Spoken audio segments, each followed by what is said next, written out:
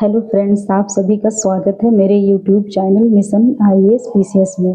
तो फ्रेंड्स, आज हम लोग देखने वाले हैं अपना ये टॉपिक तापीय व्युत्क्रमण, इन्वर्जन ऑफ टेम्परेचर। तो फ्रेंड्स, जैसे कि हम लोगों ने देखा था सामान्य स्थिति में क्या होता है। जैसे ये हमारा अर्थ है, तो अर्थ से जैसे ही हम ऊपर की ओर जाते हैं वायुमंडल की तरफ, तो हमारा टेम्परेचर जो है प्रति 1000 मीटर की ऊंचाई पर जैसे ही बढ़ते हैं तो 6.5 डिग्री टेम्परेचर कम हो जाता है। ये हमारी थी सामान्य स्थिति में ऐसा होता है। बट क्या हो, ये हमारा क्षोभ मंडल में देखने को मिलता है, ठीक है। बट यहाँ पर क्या होगा, इन्वर्जन ऑफ टेम्परेचर में ये घटने की बजाय बढ़ जाए, ठीक है। तो इसे कहते हैं इन्वर्जन ऑफ टेम्परेचर। फ्रेंड्स, जैसे कि आप लोगों ने देखा था, हम लोग पहले भी देख चुके हैं कि ये हमारा था, यहाँ पर हम लोगों ने देखा था कि ये हमारा जो ये पृथ्वी की सतह थी, ठीक है। और ये जैसे जैसे हम लोग ऊपर की ओर जा रहे थे, यहाँ पर फ्रेंड्स ये हमारा क्षोभ मंडल था 0 से 18 किलोमीटर एंड 18 से 50 किलोमीटर समताप मंडल। ऐसे ही आपने देखा था जो 5 लेयर्स हमारे वायुमंडल में होते हैं, ठीक है। यहाँ पर 0 डिग्री सेल्सियस हम लोगों ने माना था, और जैसे इधर ऊंचाई की ओर बढ़ते हैं तो ये टेम्परेचर कम होता जाता है, और यहाँ ये 24 डिग्री सेल्सियस हम लोगों ने देखा था। जैसे जैसे हम लोग ये सामान्य स्थिति में क्या है कि जैसे ये हम लोग जाते हैं तो ये टेम्परेचर कम होता जाता है। 1000 मीटर की ऊंचाई पर जैसे जाते हैं तो प्रति 1000 मीटर की ऊंचाई पर 6.5 डिग्री कम हो जाता है। इसी को हम लोगों ने देखा था सामान्य तापपतन दर कहते हैं। इसके बाद जब हम लोग यहाँ पर चलने के बाद जैसे ही ये क्षोभ मंडल की सीमा आती है, यहाँ कुछ स्टैटिक टेम्परेचर देखने को मिलता है, उसके बाद फिर ये बढ़ता है। तो फ्रेंड्स, यहाँ पर जो ये कम हो रहा है टेम्परेचर, ये कम हो रहा है और ये बढ़ रहा है, बढ़ रहा है। अब ये कम टेम्परेचर कम होना और बढ़ना, इसी को कहते हैं इन्वर्जन ऑफ टेम्परेचर। तो फ्रेंड्स, यहाँ पर हम लोग समझेंगे इसके लिए कुछ कंडीशंस होती हैं, ठीक है, जो हमारा वैसे तो नॉर्मल रहता है, बट जब कुछ ऐसी दशाएं होती हैं जहाँ पर हम लोगों को इन्वर्जन ऑफ टेम्परेचर देखने को मिलता है। सबसे पहली बात तो आप लोगों को ये ध्यान रखना है कि जो ये इन्वर्जन ऑफ टेम्परेचर की जो स्थिति होती है, ये विंटर सीजन में ही देखने को मिलती है। नॉर्मल में क्या होता है, ये हमारा टेम्परेचर जो है यहाँ पर, ये हमारा अर्थ है, ठीक है। जैसे जैसे हम लोग ऊपर की ओर जाते हैं तो ये कम होता जाता है। जैसे यहाँ पर ये टेम्परेचर अधिक है सबसे ज़्यादा, क्योंकि यहाँ पर ये सौर विकिरण आया है, तो यहाँ पर सबसे ज़्यादा टेम्परेचर है। यहाँ पर हॉट है। फिर जैसे जैसे हम लोग ऊपर की ओर जाएंगे ये कोल्ड होता जाता है। एंड इन्वर्जन ऑफ टेम्परेचर में क्या होता है, ये हमारा अर्थ है एंड ये है हमारा एटमॉस्फेयर। इसमें क्या होता है, सबसे पहले यहाँ पर इसके लिए जो इन्वर्जन ऑफ टेम्परेचर की जो स्थिति बनती है, उसके लिए ये कंडीशंस होना जरूरी है कि जैसे हमारा अर्थ जो है ये हॉट ना हो, ये नीचे का जो है सबसे पहले ये कोल्ड होना चाहिए, कोल्ड होना चाहिए। इसके ऊपर जो है ये हॉट हो, एंड इसके बाद ये जो है ये भी कोल्ड हो। जब इस प्रकार की स्थिति बनती है तो इसे कहते हैं इन्वर्जन ऑफ टेम्परेचर। और ये स्थिति कब बनती है, यहाँ पर फ्रेंड्स हम लोग देखेंगे, ये इन्वर्जन ऑफ टेम्परेचर के लिए सबसे ज़्यादा जरूरी है ये जो हमारी सनरेज आती हैं, सौर विकिरण सन से, ये हमारे पृथ्वी को कम मिले, ठीक है, तभी तो ये पृथ्वी गर्म नहीं होगा, यहाँ पर ठंडा रहेगा, कोल्ड रहेगा, जब यहाँ पे सन रेज कम यहाँ तक आएंगी। ठीक है, तो इसके लिए क्या होना जरूरी है कि जैसे कि हमारा विंटर सीजन हो, सबसे पहले तो विंटर सीजन होगा, क्योंकि तभी विंटर सीजन में जो है रातें लंबी होती है और दिन छोटा होता है। ठीक है, तो जब दिन छोटा होगा तो यहाँ पर कम टाइम के लिए ये सौर विकिरण जो है पृथ्वी पर आएगा। ठीक है, और दूसरी कंडीशन होती है कि बादल ना हो। ठीक है, क्योंकि आपको मैं एक कॉन्सेप्ट और बताना चाहूँ। ये जो हमारा अर्थ है, ठीक है, ये जो हमारा अर्थ है एंड जो ये हमारा वायुमंडल है एंड जो यहाँ से सोलर रेडिएशन आता है अर्थ पर। ठीक है, तो यहाँ पर हमारे वायुमंडल में जो है ये दो प्रकार के क्लाउड्स देखने को मिलते हैं। ये हाई क्लाउड्स हैं, ठीक, एंड ये हैं थिन क्लाउड्स।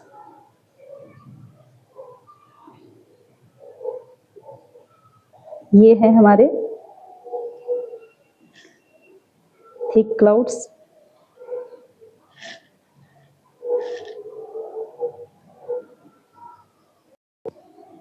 जो कि हमारे सोलर रेडिएशन को पृथ्वी तक आने से रोकते हैं। ठीक है, ये यहाँ पर क्लाउड्स अगर बीच में आ जाते हैं तो ये जो सोलर रेडिएशन है इसको वापस हमारे अंतरिक्ष में भेज देते हैं। ठीक है, बट अगर जो भी ये क्लाउड्स अगर नहीं है और ये सौर विकिरण हमारे पृथ्वी तक आता है, ठीक है, और जब ये पार्थिव विकिरण की फॉर्म में ये जब वापस हमारे स्पेस में जाता है, तो अगर ये बीच में ये थिन क्लाउड्स अगर है हमारे वायुमंडल में, तो ये जो पार्थिव विकिरण को ये वापस नहीं जाने देता, जिससे कि हमारा अर्थ जो है गर्म होता है, ये वापस हमारे अर्थ पर भेज देता है। ठीक है, इस वजह से ये हमारा अर्थ गर्म होता है। तो यही यहाँ पर बताया गया है कि ये जो क्लाउड्स हैं ये हमारे वायुमंडल में नहीं होने चाहिए, तभी हमारा इन्वर्जन ऑफ टेम्परेचर की स्थिति बनेगी। इसके बाद एक और कंडीशन है कि हमारे वायुमंडल में ड्राई एयर होना चाहिए। ठीक है, क्योंकि आज जो भी हवा शुष्क हवा होती है, ठीक है, वो नम हवा की कंपेयर में हल्की होती है। ठीक है, और उसमें आर्द्रता कम पाई जाती है। ठीक है, क्योंकि ये यहाँ पर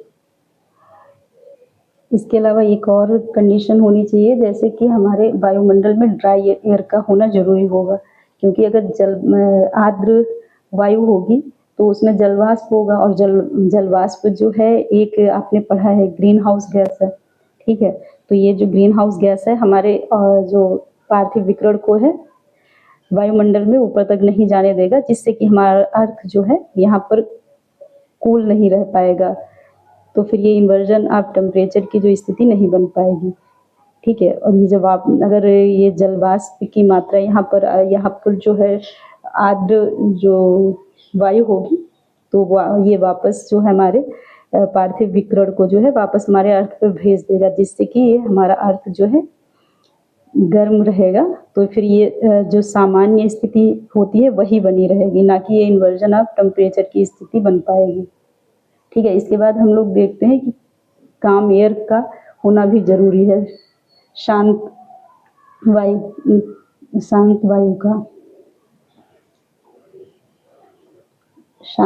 का होना जरूरी है, क्योंकि अगर ये जो हमारा वायु है, जैसे जहाँ जहाँ पर ये वायु जो है अधिक, इसके अलावा हमारे वायुमंडल में शांत वायु का होना जरूरी है, क्योंकि अगर काम एयर नहीं होगी यहाँ पर तो ये हमारे पूरे वायुमंडल में जो वायुमंडलीय जो ये इन्वर्जन ऑफ टेम्परेचर के लिए जो भी स्थिति होनी चाहिए उसको डिस्टर्ब करेगी। ठीक है, जिससे कि हमारा ये सतह जो है ये कोल्ड नहीं हो पाएगा। ठीक है, इसके अलावा एक और कंडीशन है कि आइस कवर्ड सरफेस। ठीक है, आइस कवर्ड सरफेस होगा तो वहाँ पर जो है ये सौर विकिरण का प्रभाव कम रहेगा, जिससे कि हमारा अर्थ जो है ठंडा रहेगा। तो फ्रेंड्स, इसी को कहते हैं इन्वर्जन ऑफ टेम्परेचर। जब हमारा ये पृथ्वी की सतह है ये ठंडी हो, जब जो कि सामान्य स्थिति में जब सौर विकिरण आता है तो हमारी ये सतह गर्म होती है। इसके लिए मैंने आपको बताया कि जो जो कंडीशन होना ज़रूरी होती है, ठीक है। अब इसको यहाँ पर हम लोग देखेंगे। जैसे कि मैंने जो भी अभी पीछे बताया हुआ है वही यहाँ पर देख सकते हैं कि जैसे कि लंबी रातें जो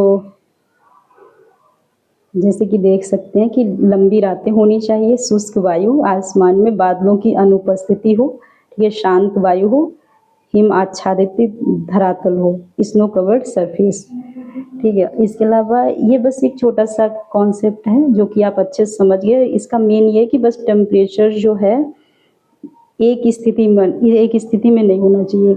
कभी तो ये घट रहा है और उसके बाद बढ़ रहा है, फिर घट रहा है, इसी को इन्वर्जन ऑफ टेम्परेचर कहते हैं, ठीक है। और जैसा कि ये पहाड़ों पर भी आपने देखा होगा, पहाड़ों की जो घाटियाँ होती हैं, जैसे ये मान लीजिए ये हैं पहाड़, ठीक है, ये पहाड़ हैं, ठीक है। तो यहाँ पर क्या होता है, जैसे दिन के समय यहाँ पर ये जब ये सारी कंडीशंस होती हैं, ठीक है, रातें लंबी हों, ठीक है, एंड आसमान में बादल ना हो, ठीक है, और फिर जब ये रात के टाइम पर, ये दिन के टाइम पर तो ये आपको पता है जो ये पहाड़ हैं जल्दी गर्म होते हैं, ठीक है। और क्या होता है रात के समय जब ये है ये वाला एरिया ठंडा हो जाता है। जब ये ठंडा हो जाता है तो यहाँ से जो ठंडी वायु है, कूल एयर, जो कूल एयर है वो हमारे ये नीचे यहाँ पर जो है वार्म एयर जो है यहाँ पे ट्रैप्ड है, वार्म एयर।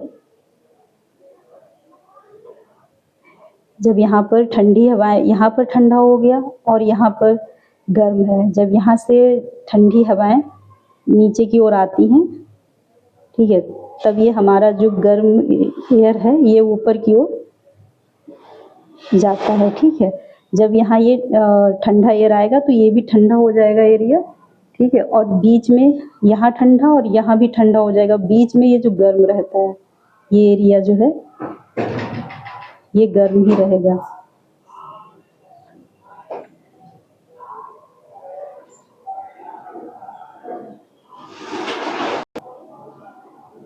जब ये गर्म रहता है, ठीक है, तो इसी को यहाँ पर भी इन्वर्जन ऑफ टेम्परेचर देखने को मिलता है।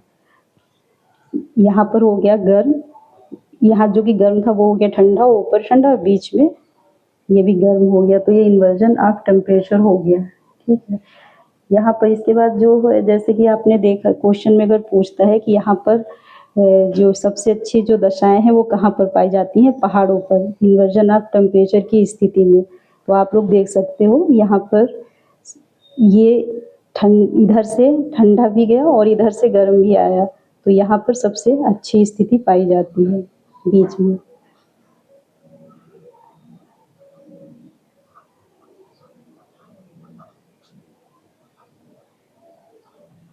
सबसे अच्छी स्थिति देखने को मिलती है।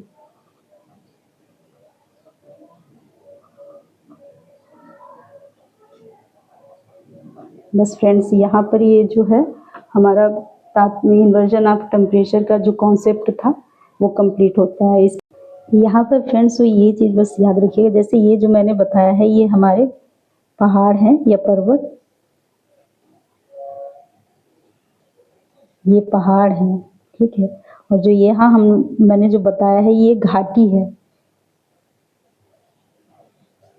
एंड ये जो है ये जो एरिया है ये हमारे पर्वत हैं, ओके। अब फ्रेंड्स हम लोग देखते हैं वायुमंडलीय दाब, एटमॉस्फेरिक प्रेशर। तो फ्रेंड्स ये क्या है इसके बारे में हम लोग जानते हैं। जैसे वायुमंडलीय दाब क्या है, वायु के जैसे जो वायु का हमारा ये जो अर्थ है, जो ये हमारा अर्थ है, ठीक है, एंड जो ये हमारा है वायुमंडल, ठीक है। जैसा कि आप लोगों ने देखा भी है कि जो ये अर्थ है यहाँ पर सबसे ज़्यादा ये सघन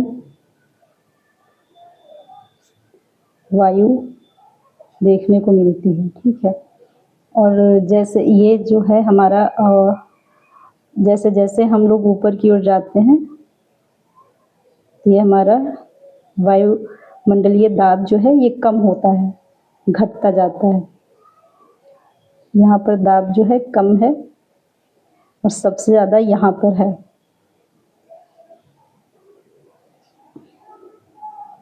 यहाँ पर सबसे ज़्यादा है, ठीक है। तो फ्रेंड्स इसका क्या है कि ये दाब जो है पृथ्वी पर हवाओं का दबाव होता है जो पृथ्वी की गुरुत्वाकर्षण शक्ति के कारण बनता है, ठीक है। और यहाँ पर क्या होता है, जैसे ये जो दाब होता है वायुमंडलीय दाब, ये कितना होता है, ये भी एक क्वेश्चन है। तो यहाँ पर कितना होगा वायुमंडलीय दाब,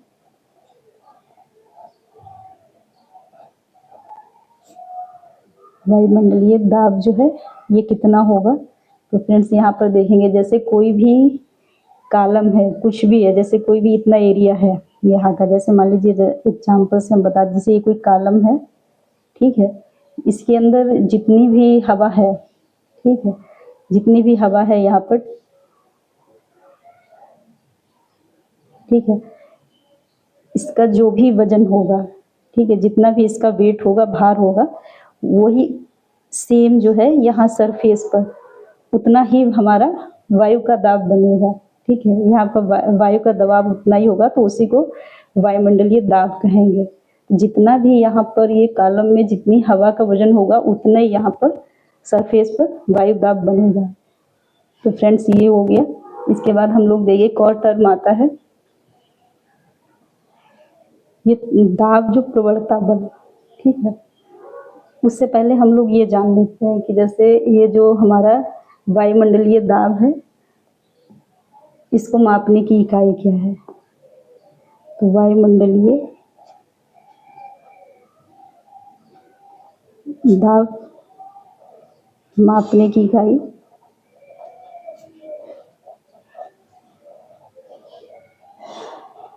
वायुमंडलीय दाब मापने की इकाई है पास्कल। और जो है समुद्री तल पर ये जो वायुमंडलीय औसत तापमान जो है, समुद्र तल पर औसत वायुमंडलीय दाब,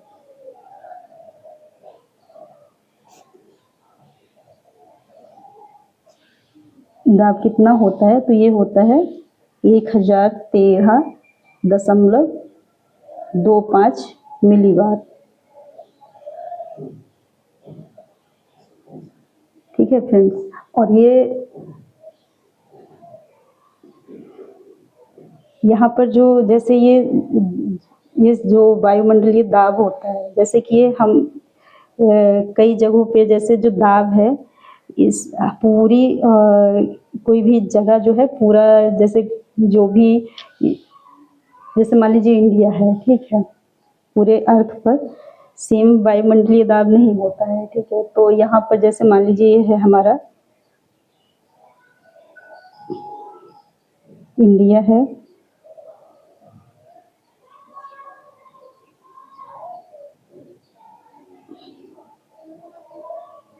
ये हमारा मान लीजिए इंडिया है, ठीक है।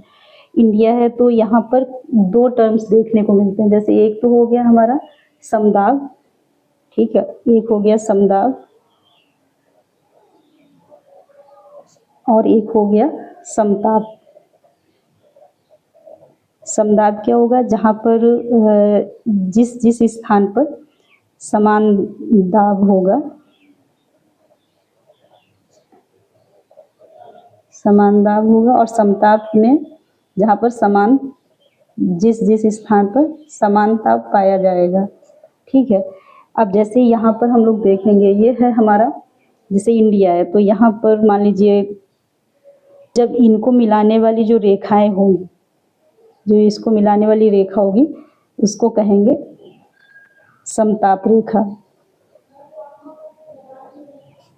समताप रेखा, ठीक है। जैसे ये भी यहाँ पर भी मान लीजिए 10 डिग्री सेल्सियस है, यहाँ पर 10 डिग्री सेल्सियस है, यहाँ पर 10 डिग्री सेल्सियस है, यहाँ पर 9 है, यहाँ पर 8 है, तो इसको नहीं मिलाएगी, ये सेम सेम जहाँ जहाँ टेम्परेचर है उसको मिलाने वाली जो रेखा होगी उसे हम लोग कहेंगे समताप रेखा। ठीक है, एक कॉन्सेप्ट ये हो गया। एंड सेकंड है समदाब रेखा। और समदाब रेखा जो है, जैसे कि ये समान दाब जहाँ जहाँ पर होगा, जैसे मान लीजिए यहाँ पर है 1013, ठीक है, एंड यहाँ पर है 1013 और यहाँ पर है 1013। जब ये अब ऐसे ये एक रेखा जो है इन सबको मिलाती हुई जाएगी तो इसे कहेंगे समदाब रेखा। ये हो गई समदाब रेखा।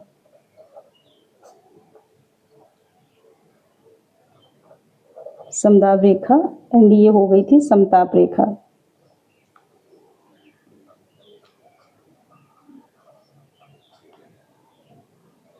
अब यहाँ पर क्या होगा, ये कॉन्सेप्ट हो गया क्लियर। ठीक है, इसके बाद क्या होगा, टेम्परेचर और इसमें जो है हमारा ये टेम्परेचर, ये जो दाब है, ठीक है, एयर प्रेशर है। टेम्परेचर और एयर प्रेशर में कोई एक रिलेशन क्या है ये आप जान लेते हैं। जैसे कि जितना हमारा ये टेम्परेचर है, ये है हमारा टेम्परेचर, ठीक है, और ये है एयर प्रेशर, वायु दाब, एयर प्रेशर। ठीक है, यहाँ पर हम लोग देखेंगे टेम्परेचर जितना अधिक होगा प्रेशर उतना कम होगा, प्रेशर उतना कम होगा। ठीक है, और टेम्परेचर जितना कम होगा प्रेशर उतना अधिक होगा। ठीक है, हम लोग देखते हैं वायुमंडलीय दबाव को प्रभावित करने वाले कारक। जैसे इसमें कई कारक हैं। पहला है ऊंचाई, दूसरा तापमान, तीसरा आर्द्रता है, चौथा यहाँ पर देखते हैं मौसम प्रणाली, और पांचवा है गुरुत्वाकर्षण, फिर है पृथ्वी का घूर्णन और वायु का प्रवाह। जैसे कि फ्रेंड्स, ये वायु दाब जो है ये हर जगह एक सा नहीं देखने को मिलता। जैसे ऊंचाई के साथ वायुमंडलीय दबाव कम होता जाता है, आपको अभी मैंने बताया था। और तापमान में जैसे है, जब तापमान उच्च होता है तो मैंने अभी आपको बताया जो हमारा एयर है वो एक्सपेंड करता है और वहाँ पर ये जो है दाब जो है कम हो जाता है। ठीक है, और उसके बाद जो ये है आर्द्रता में, जैसे कि जहाँ पर ये जो हवा है वो आर्द्र होगी तो वो शुष्क हवा की तुलना में कम घनी होती है, इसलिए आर्द्रता बढ़ने से वायुमंडलीय दबाव जो है कम हो जाता है। ठीक है, उसके बाद जो है मौसम प्रणाली में भी हम देखते हैं, अगर मौसम साफ नहीं है किसी जगह का तो वहाँ पर वायुमंडलीय दाब जो है कम होगा। ठीक है, और उसके बाद जो ये गुरुत्वाकर्षण जो बल है ये भी मेन रोल निभाता है। जैसे कि गुरुत्वाकर्षण बल जो है ऊंचाई से सतह की ओर हवा को खींचता है। ठीक है, तो ये भी जहाँ पर कम है, ठीक है, ज़्यादा है, इसका भी इफेक्ट होता है। ठीक है, और 6 है पृथ्वी का घूर्णन बल। जब पृथ्वी के घूर्णन के कारण हवा जो है कॉरियोलिस बल के प्रभाव में आती है, जो वायु दाब वितरण को प्रभावित करती है। ठीक है, और वायु प्रवाह में हम देखेंगे जहाँ पर वायु प्रवाह कम होता है, ठीक है, वहाँ पर वायु दाब कम हो जाता है, क्योंकि जो है पवनें जो है उच्च वायु दाब से निम्न वायु दाब की ओर चलती हैं। ठीक है, ये जो है इसको वायुमंडलीय दबाव को प्रभावित करने वाले ये मेन कारक हैं। ठीक है, इसके बाद जो अभी हम बात कर रहे थे एक टर्म जो जिस दाब प्रवणता, ठीक है, ये जो क्या होता है दाब प्रवणता,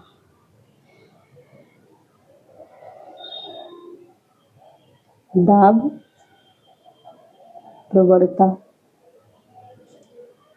दाब प्रवणता क्या है, जैसे अभी हम लोगों ने देखा था समदाब रेखाएं। ठीक है, समदाब रेखाएं जो होती हैं आइसोबार्स, जैसे कि ये एक आइसोबार है, ठीक है, ये है दूसरा आइसोबार।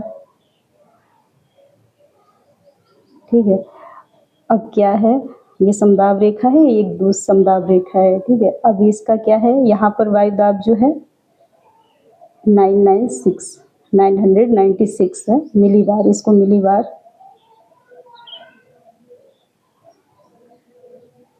से मापा जाता है, तो ये हो गया 996 मिलीबार। ठीक है, इसका हो गया। और जो ये है सेकेंड समदाब रेखा, ये हो गया इसका वायुदाब 984 मिलीबार। तो फ्रेंड्स यहाँ पर दाब प्रवणता किसे कहते हैं वो हम जान लेते हैं। जो इनके बीच की जो दूरी है, ठीक है, इसी को दूरी जितनी भी है वो हमारा हो गया दाब प्रवणता। जो उच्च वायुदाब है, उच्च वायुदाब, और ये निम्न वायुदाब।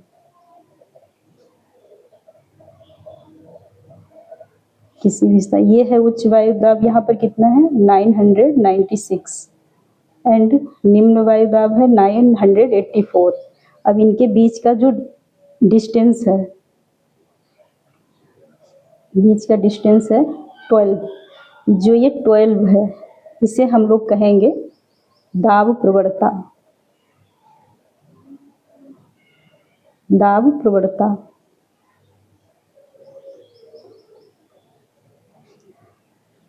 Pressure gradient, pressure gradient. और इसी का एक और नाम है, जैसे एग्जाम में अगर पूछ लेता है, अगर ये नाम दे देता है बैरोमेट्रिक ढाल या बैरोमेट्रिक स्लॉप, तो आप लोग कंफ्यूज हो सकते हैं। तो इसी का एक और नाम है बैरोमेट्रिक ढाल, या इसी को कहते हैं बैरोमेट्रिक स्लॉप। तो आप लोग कंफ्यूज मत होइएगा, ये सेम चीज़ है, ये दाब प्रवणता की है। ये जो यहाँ पर इसको अगर हम लोग कहेंगे जो 12 है, इसको अगर बैरोमेट्रिक ढाल भी कहेंगे, दाब प्रवणता भी कहेंगे। ठीक है फ्रेंड्स, तो इतना यहाँ पर क्लियर होता है। उसके बाद हम लोग देखेंगे जो ये हमारी पवनें होती हैं, वायु जो है ये हमेशा ये जो उच्च वायु दाब होता है, ठीक है, उच्च वायु दाब से कम वायु दाब की ओर चलती हैं। ये पवनें हैं, ये हमेशा उच्च वायु दाब से निम्न वायु दाब की ओर चलती हैं। और एक चीज़ और है, जो ये प्रेशर ग्रेडियंट फोर्स है, इसी को हम लोग, ये जो दाब प्रवणता बल यही है। दाब प्रवणता बल जो है ये हमेशा जितना ज़्यादा होगा, जितना ज़्यादा होगा दाब प्रवणता बल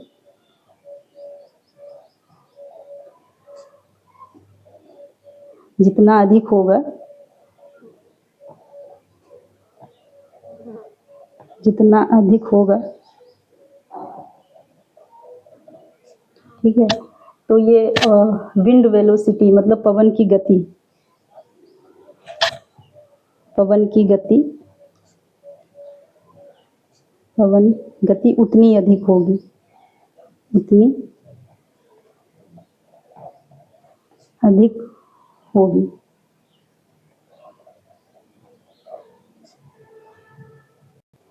एक चीज़ और ध्यान रखेंगे, जैसे ये हमारा जो वायुदाब रेखाएं हैं, ठीक है, वायुदाब जो रेखाएं हैं ये जितना अधिक होंगी, जितना अधिक पास होंगी, ठीक है, जितना अधिक ये पास होंगी उतना ही हमारा ये दाब प्रवणता बल अधिक होगा, ठीक है। और जितना ये दूर दूर होंगी, जैसे ये दूर दूर, मान लीजिए यहाँ पर मैं आपको बता देती हूँ, जैसे कि आइसोबार है ये हो गया, एंड ये है, एक तो ये हो गया, जैसे ये हो गया नज़दीक नज़दीक, और एक ये है आइसोबार जो है ये हो गए दूर दूर। तो यहाँ पर हम लोग देखेंगे जैसे जितना ये दूर दूर हैं, ठीक है, तो इसका जो प्रेशर ग्रेडियंट फोर्स होगा वो कम होगा, प्रेशर ग्रेडियंट फोर्स जो है वो कम होगा। और यहाँ पर प्रेशर ग्रेडियंट फोर्स अधिक होगा।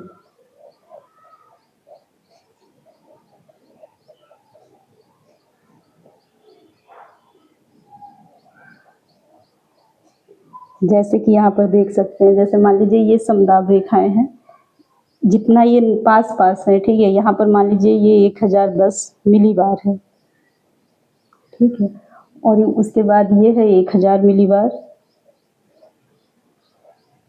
ये है हमारा 990, ठीक है। ऐसे ही ये जितना भी है इसके बाद 980 हो जाएगा। जब ये हमारा बहुत पास पास है, ठीक है, तो यहाँ पर हम देखेंगे ये हो गया, ठीक है, 1010। ये हो गया हमारा उच्च वायु दाब, ये उच्च हो गया, उच्च वायु दाब। और ये हो गया हमारा निम्न वायु दाब। तो उच्च वायु दाब, ठीक है, और ये हो गया निम्न वायु दाब। यहाँ पर 20 हो गया, ठीक है। ये हो गया हमारा 20 प्रेशर ग्रेडियंट फोर्स, 20 मिलीबार। इसको मिलीबार से मापते हैं, ये 20 मिलीबार हो गया, ठीक है। और यहाँ पर क्या होता है, ये हो गया हमारा 1010 और ये हो गया 1000।